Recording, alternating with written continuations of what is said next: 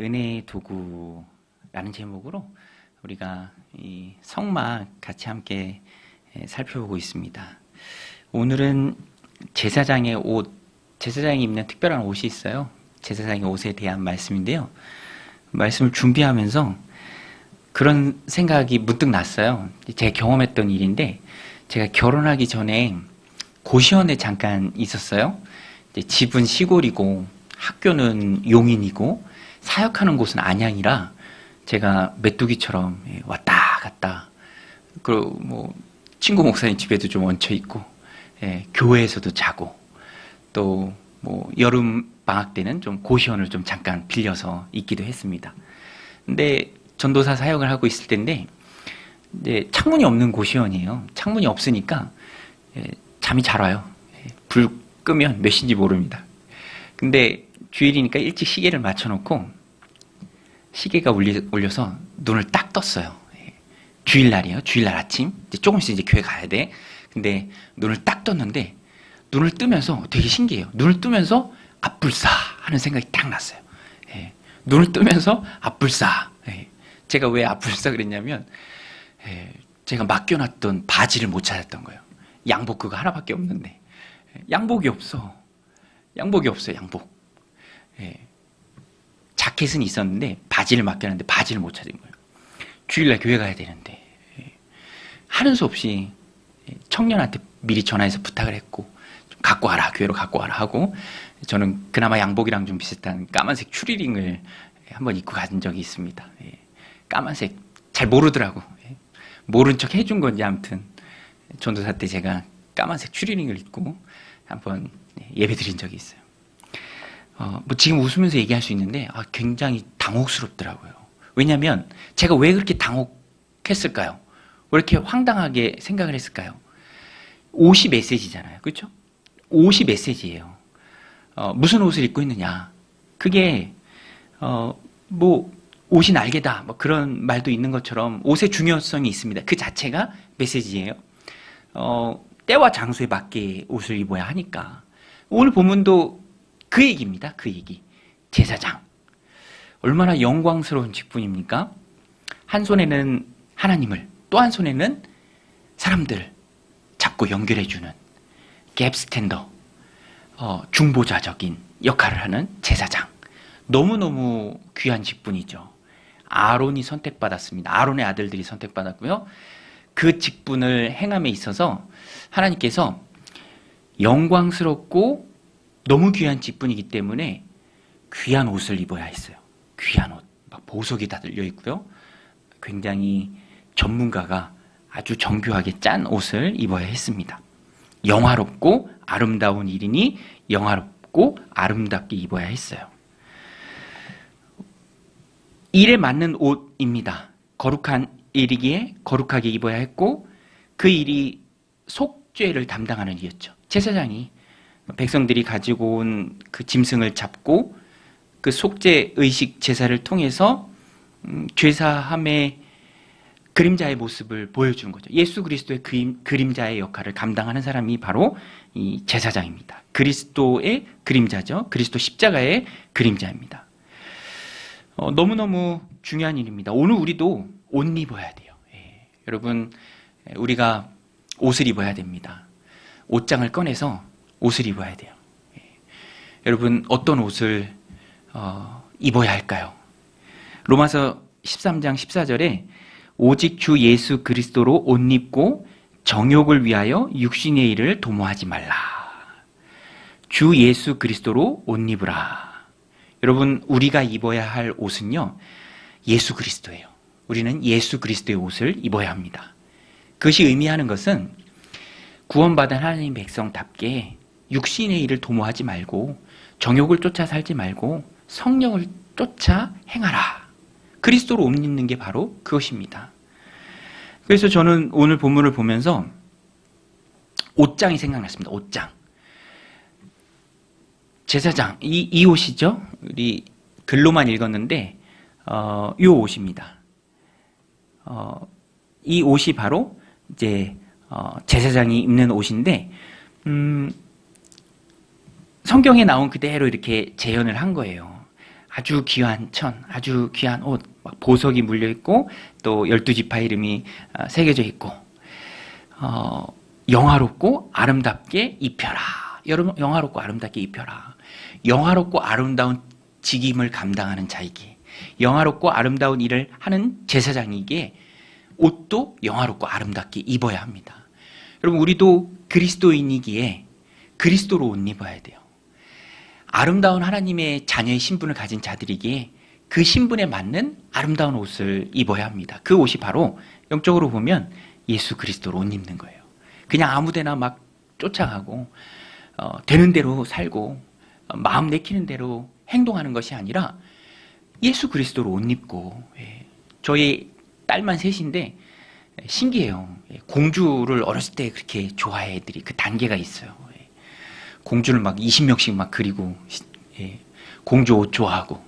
근데 그럴 때 이렇게 얘기해 주잖아요.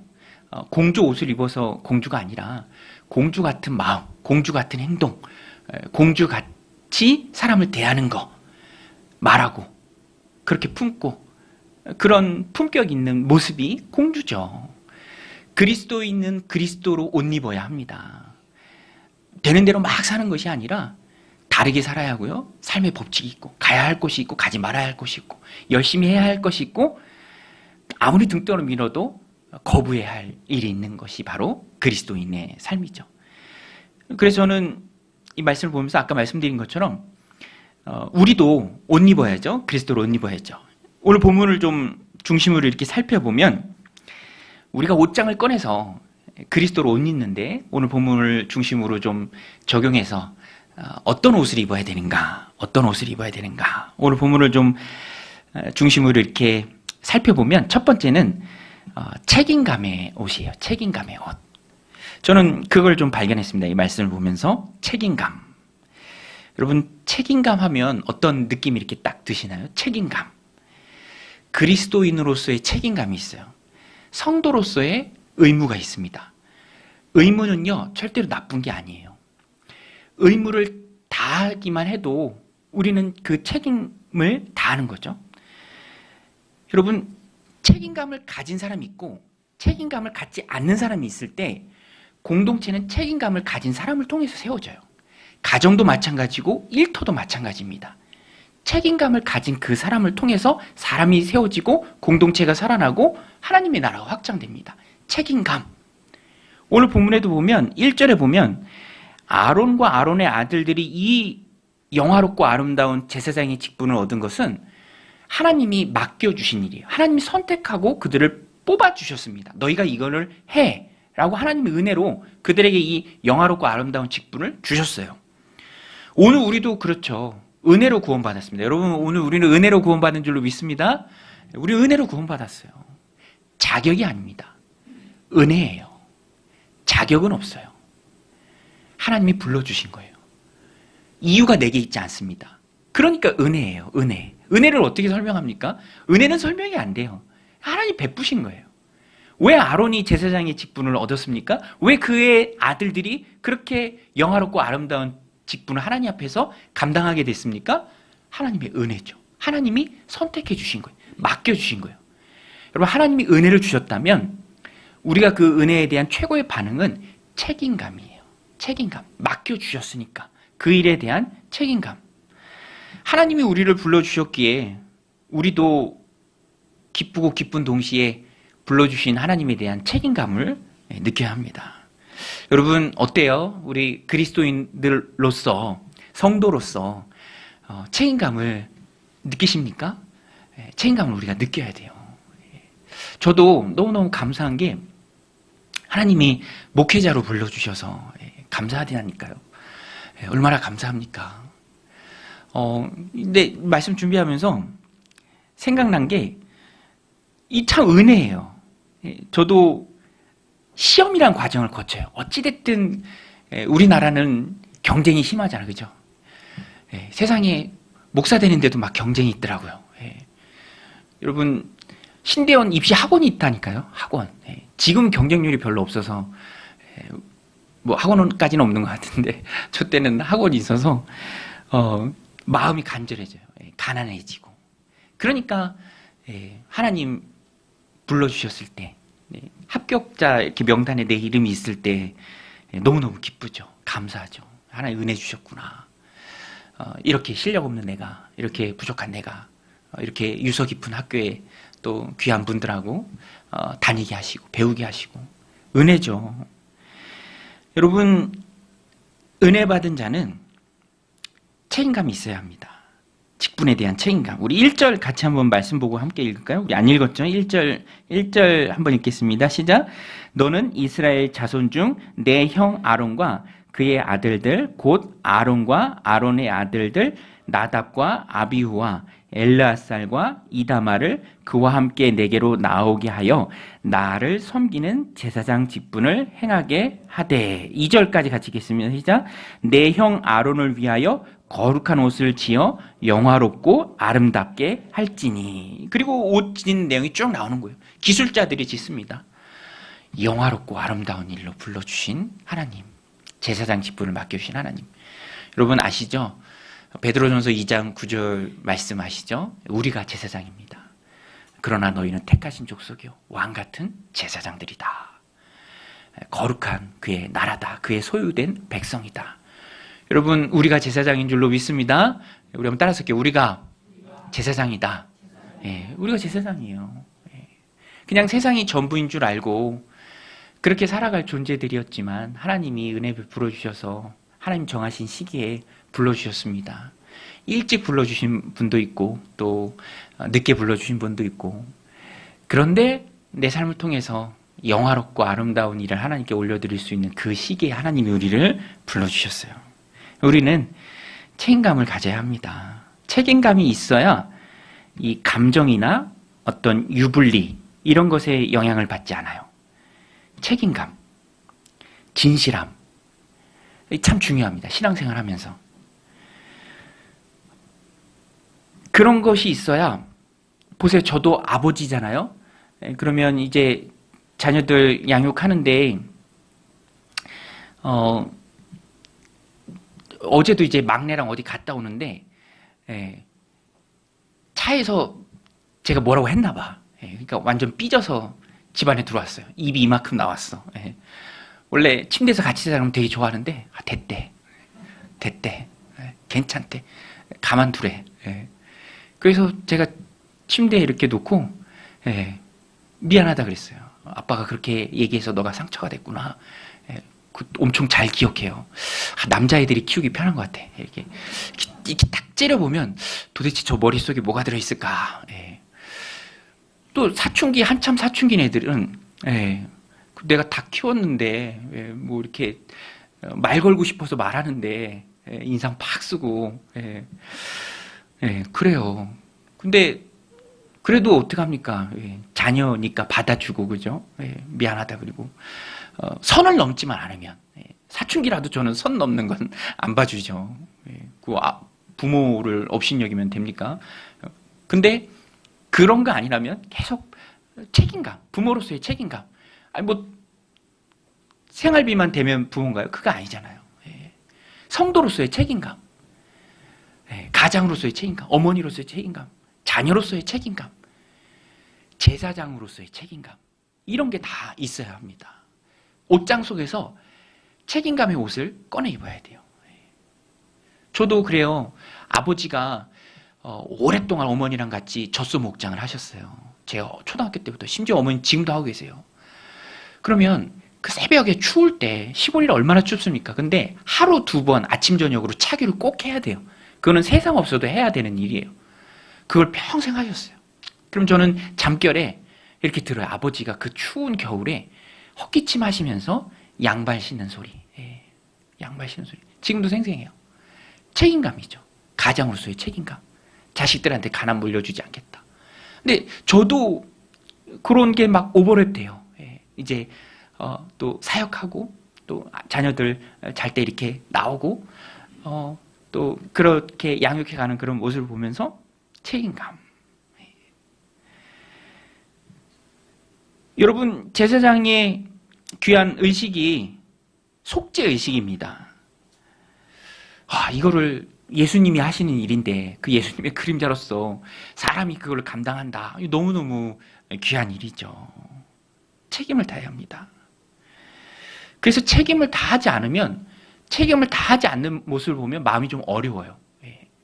요새 병원도 전공의들이 많이 없어서 뭐 여러 가지 이유가 있긴 하겠지만, 그 어제 목사님, 사모님, 목장 모임처럼 이렇게 모이는 모임이 있는데, 한 달에 한 번씩 모이는데, 이제 어떤 목사님이 본인 교회 성도님이 이야기를 이렇게 나누는데, 젊은 분이래요. 젊은 분. 아직 결혼도 안 한 젊은 분인데 30대인데 배가 이렇게 아팠는데 그 내시경만 했는데 그리고 시기를 좀 놓쳤는데 난소암 4기인 거예요. 난소암 4기.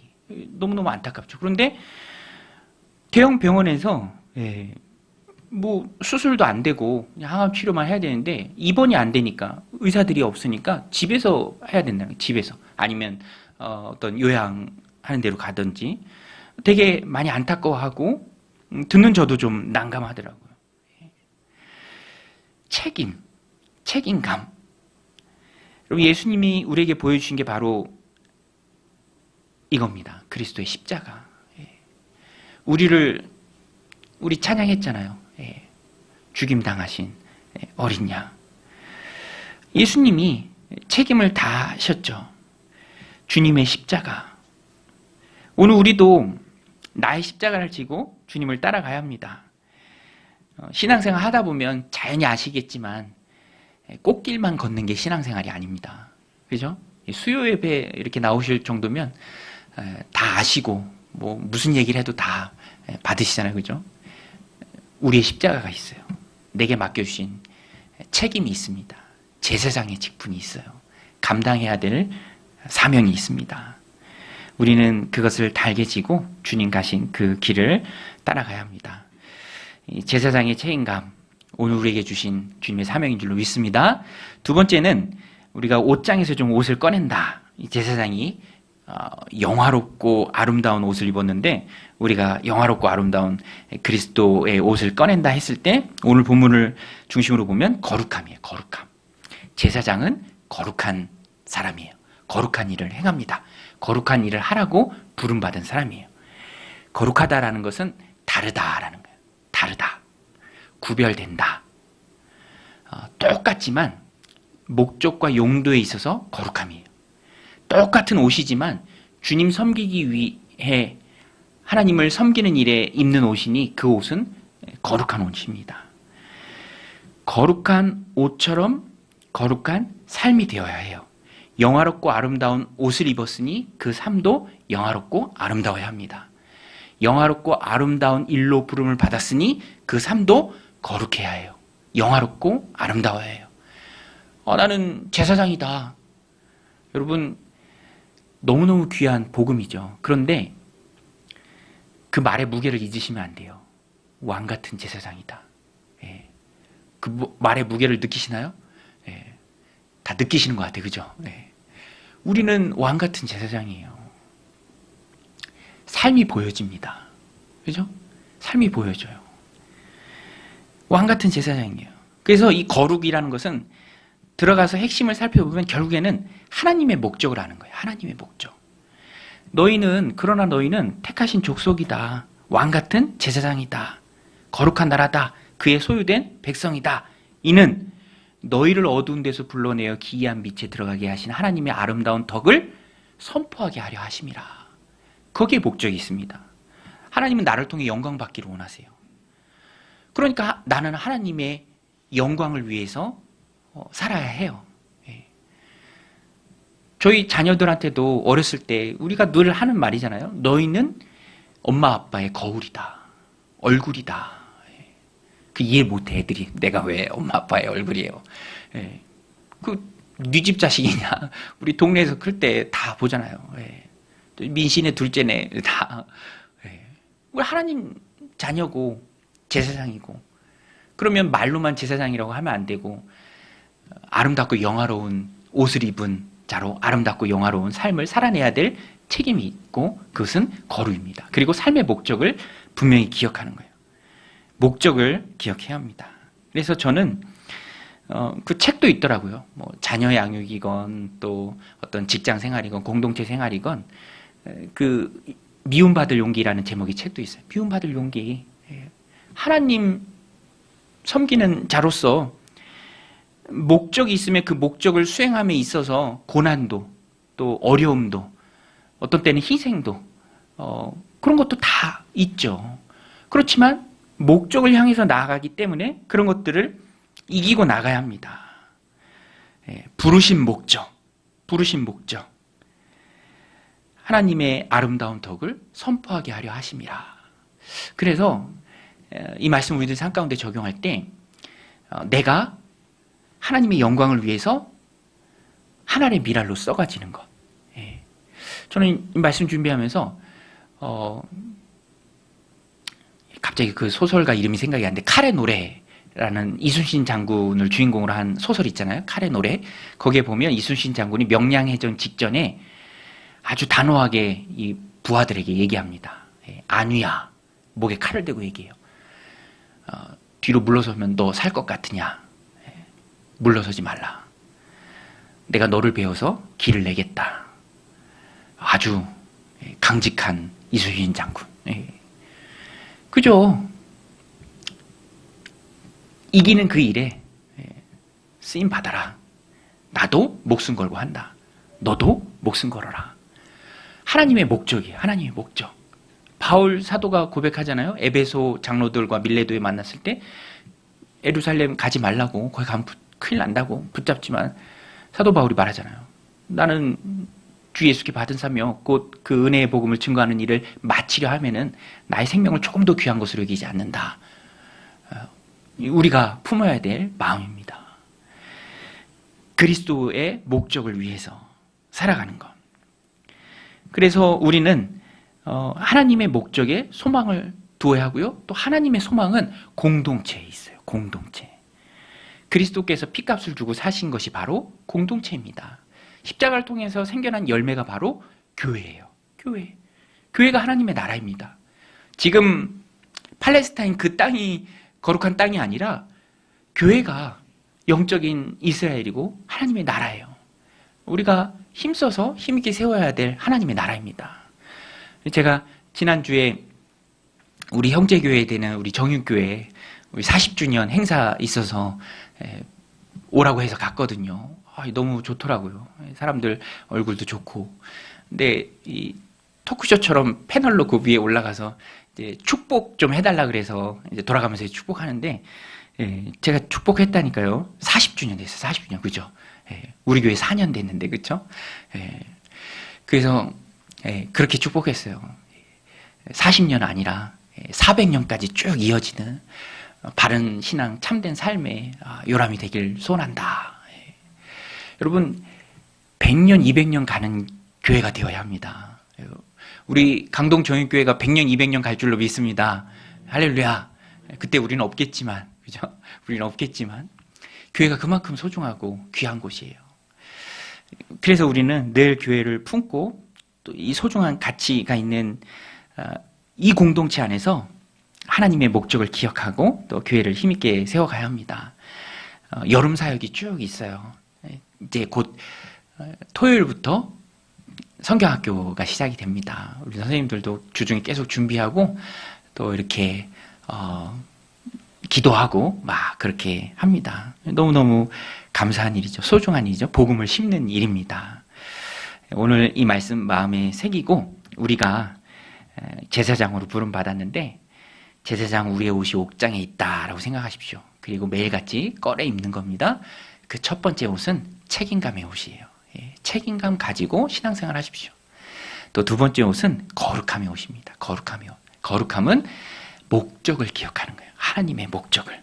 오늘 이 말씀 마음에 새기고 왕 같은 제사장으로 영화롭고 아름다운 책임감의 옷, 영화롭고 아름다운 거룩함의 옷을 입고 공동체를 세워나가는 믿음의 백성들 다 되시기를 주님의 이름으로 간절히 축원드립니다.